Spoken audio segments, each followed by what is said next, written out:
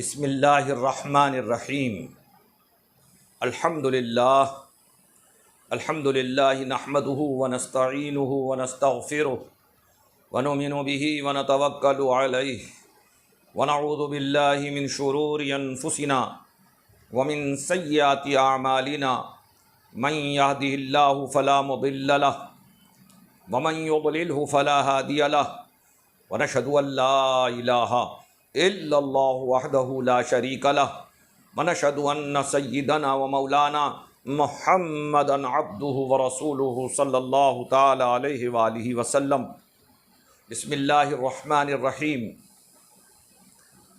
یا ایھا الذین آمنوا لا تقربوا الصلاة وانتم سکارى حتی تعلموا ما تقولون ولا جنبا الا عابری سبیل حتی تغتسلوا وَإِن كُنتُم مَّرْضَىٰ أَوْ عَلَىٰ سَفَرٍ أَوْ جَاءَ أَحَدٌ مِّنكُم مِّنَ الْغَائِطِ أَوْ لَامَسْتُمُ النِّسَاءَ فَلَمْ تَجِدُوا مَاءً فَتَيَمَّمُوا صَعِيدًا طَيِّبًا فَامْسَحُوا بِوُجُوهِكُمْ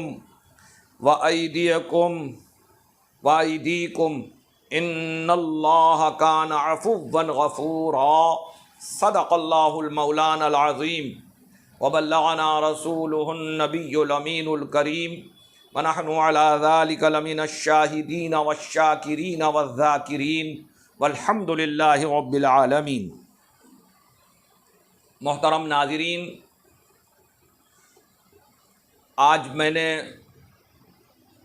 5واں پارہ سورہ نساء اور سورہ نساء کی آیت نمبر 43 یعنی 43 نمبر کی آیت کریمہ کی تلاوت کا شرف حاصل کیا، جو ہمارے سلسلے کے اعتبار سے ہر آیت کے ساتھ ہم ایک کیسٹ بنا رہے ہیں، ایک بیان آپ حضرات تک نشر کر رہے ہیں۔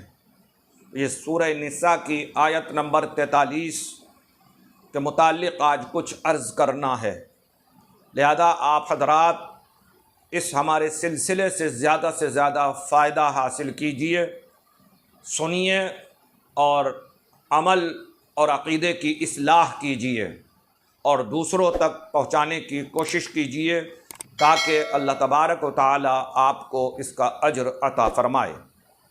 لہذا یہ آیت کریمہ آپ حضرات نے سماعت کی۔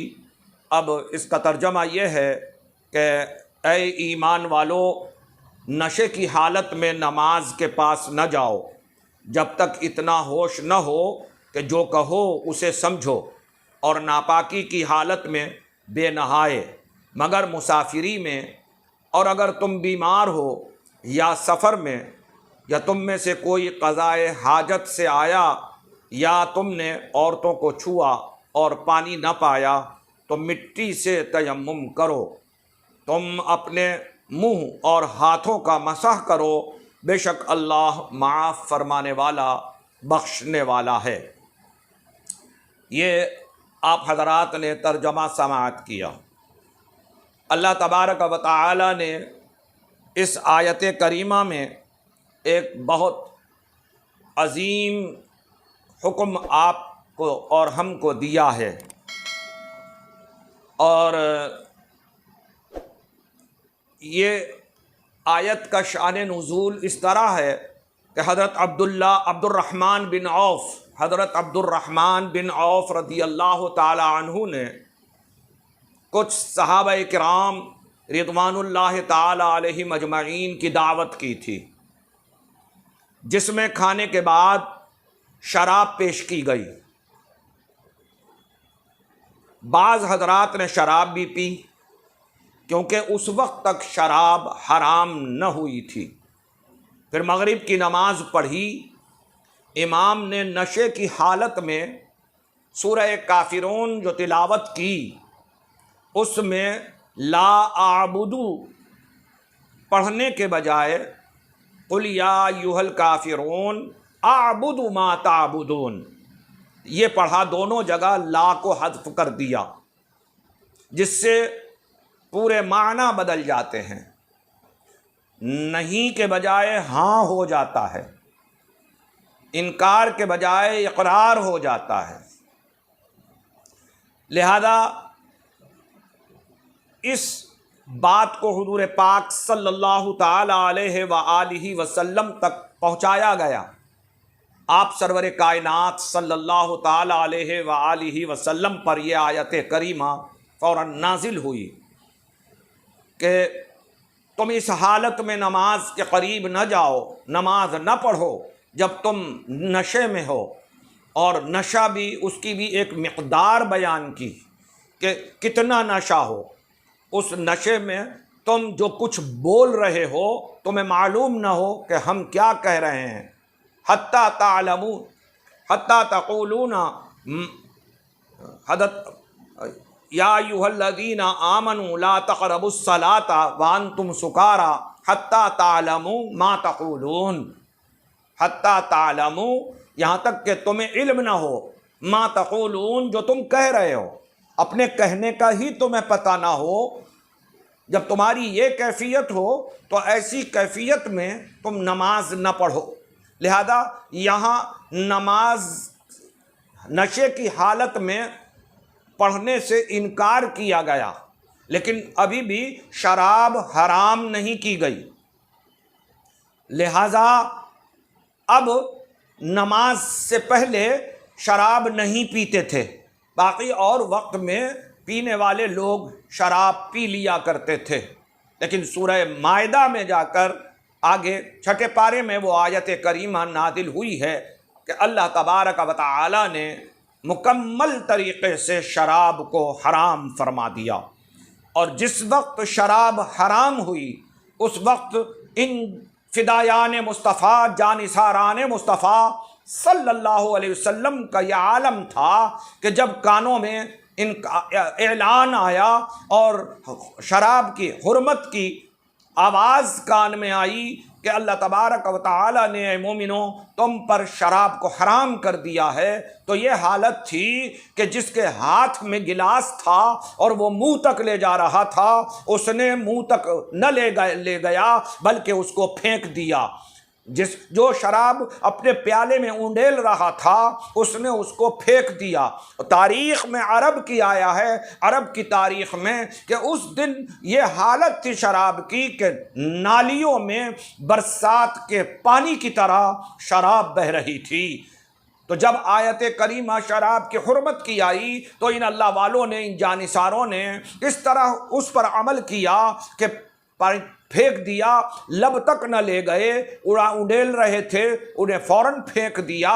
جو گھر میں رکھے مٹکے رکھے تھے سب کو بہا دیا، نہ اس کی تجارت کی اور نہ خود پی اور نہ ہی دوسرے کو پلایا اور نہ ہی کسی دوسرے کو تحفے میں دیا، بلکہ پھینک دیا کہ جو چیز حرام ہے وہ سب کے لیے حرام ہے، اس کی بزنس حرام ہے اور اس کا بیوپار حرام ہے، اس لیے اس کو بہا دیا اور کسی کام میں نہ لیا۔ یہ ہوتا ہے ایمان۔ لیکن آج 1400 سال اس آیت کریمہ کو نازل ہونے کے بعد، شراب ہونے حرام ہو جانے کے بعد، بڑے افسوس کی بات ہے کہ کلمہ پڑھنے والا، ایمان کا دعویٰ کرنے والا، اللہ اور رسول سے محبت کا دعویٰ کرنے والا ہمیں شراب پیتا نظر آتا ہے، نشے کرتے ہوئے نظر آتا ہے۔ بڑے افسوس کی بات ہے۔ آؤ صحابہ کرام سے سیکھو اور حاصل کرو کہ وہ دیوانے کیسے دیوانے تھے کہ ان کے یہاں تو مٹکے کے گھڑے رکھے تھے، مٹکے بھرے ہوئے رکھے تھے، برتن اور سراہیاں رکھے تھے، گلاس پھوڑ دیے، سراہیاں توڑ دی، مٹکے اور گھڑے توڑ دیے اور شراب کو نالیوں میں بہا دیا۔ اگر ہم بھی واقعی اللہ اور اللہ کے رسول صلی اللہ علیہ وسلم سے سچی محبت کرتے ہیں اور ہمارے دل میں ایمان سچا ہے تو اس ایمان کا واسطہ میں آپ کو دے رہا ہوں، آج سے نشہ کرنا بند کر دیجئے اور حرام سے باز آ جائیے تاکہ کل اللہ کی بارگاہ میں ہماری توبہ قبول ہو جائے اور ہم شرابیوں کے ساتھ نہیں بلکہ غلامان مصطفیٰ صلی اللہ علیہ وآلہ وسلم کے ساتھ ہمارا حشر ہو اور ہم ان کا کل محشر میں ان کے ساتھ ہوں۔ میرے دوستوں اور بزرگوں، لہذا میں نے عرض کیا کہ شان نزول کہ امام نے لا اعبدو کی جگہ आबुदु पढ़ दिया, जिसका माना ये होता है कि जिसकी तुम इबादत करते हो मैं भी उसी की इबादत करता हूँ। जबकि माना ये है ला आबुदु, तुम जिसकी इबादत करते हो मैं उसकी इबादत नहीं करता। तुम पत्थरों की इबादत करते हो, मैं पत्थरों की इबादत नहीं करता।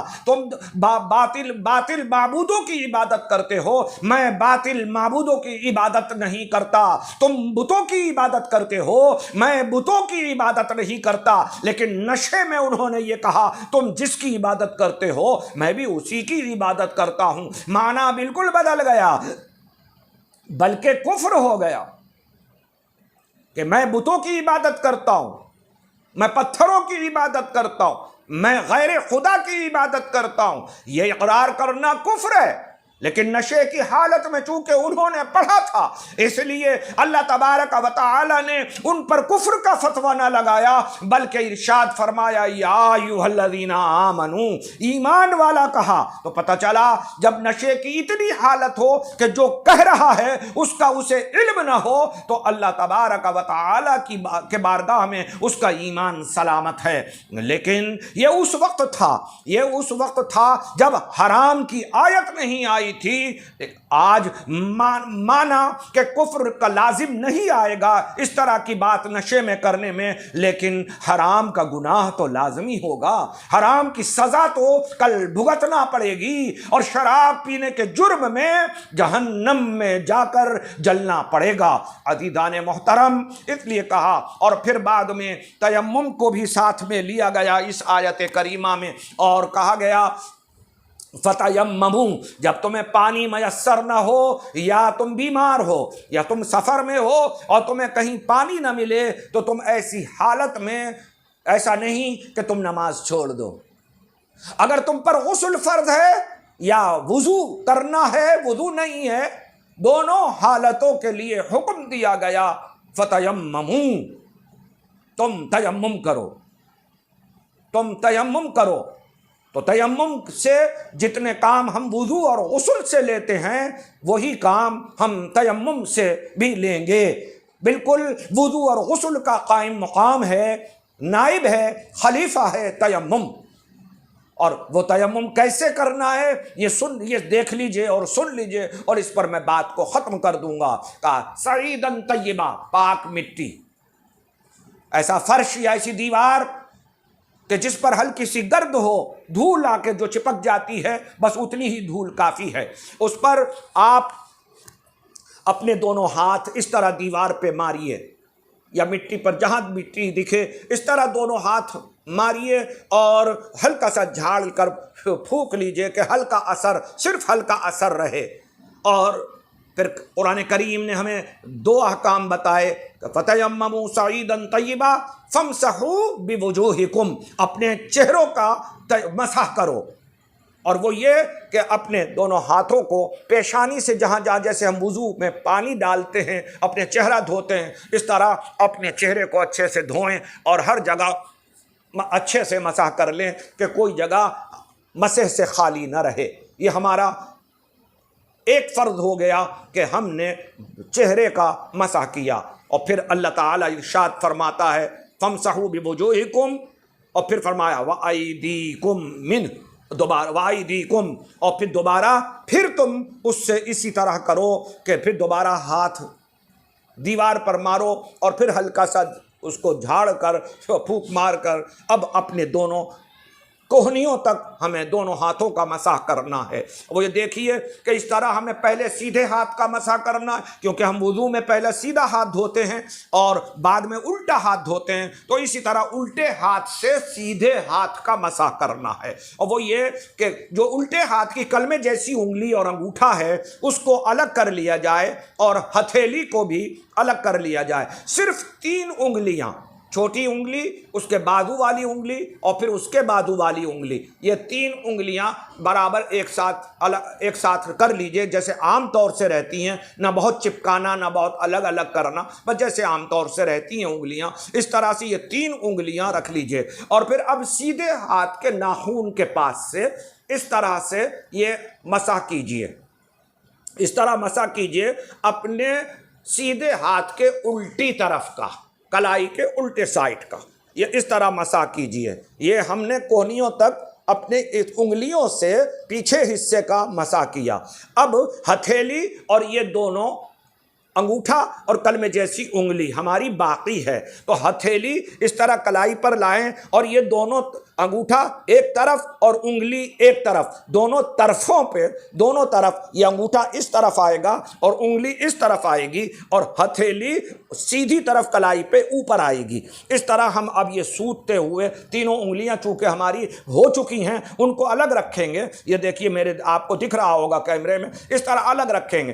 ایسے الگ رکھتے ہوئے اس طرح سے ہم یہ ہاتھ کا، اب اسی طرح سے یہ انگلی کلمے والی انگلی انگوٹھا الگ کر لیں گے اور اب اس الٹے ہاتھ سے، سیدھے ہاتھ سے الٹے ہاتھ کا مسح ناخون کے برابر سے لے کر اسی طرح لے کر جائیں گے اور پیچھے حصے کا ہم مسح کر لیں گے۔ اب ہتھیلی اوپر کے حصے میں اور انگلی ایک دائیں کی طرف کروٹ سے اور انگوٹھا دوسری کروٹ سے، اس طرح سے ہم یہ دوسرے ہاتھ کا مسح کر لیں گے۔ یہ ہمارا تیمم ہو گیا۔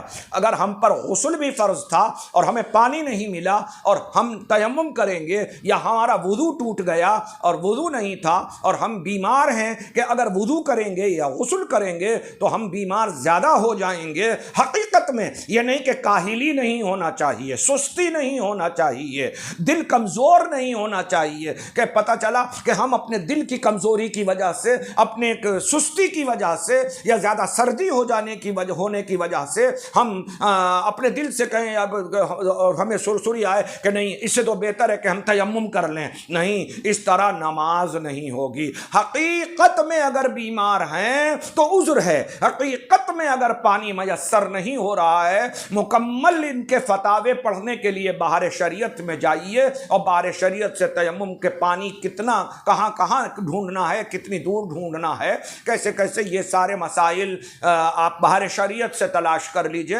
وہاں سے آپ کو مل جائیں گے۔ تو مسافر پر ہے کہ اگر پانی نہ ہو اور پھر دوسرا مریض کے مرض بڑھنے کا امکان ہو تو اس کو چاہیے کہ وہ اس طرح تیمم کرے جس طرح میں نے تیمم کر کے بتایا ہے۔ اللہ تبارک و تعالی ہمیں اور آپ کو ہر حال میں نماز پڑھنے کی توفیق عطا فرمائے۔ کسی بھی حال میں ہم نماز نہ چھوڑیں، چاہے تیمم سے پڑھیں، چاہے غسل سے پڑھیں یا وضو سے پڑھیں، لیکن نماز ہمیں پڑھنا ہے۔ اللہ تبارک و تعالی ہمیں ہر حال میں اپنی بارگاہ میں جھکنے کی توفیق عطا فرمائے۔ آمین۔ وآخر دعوانا ان الحمد للہ رب العالمین۔ السلام علیکم۔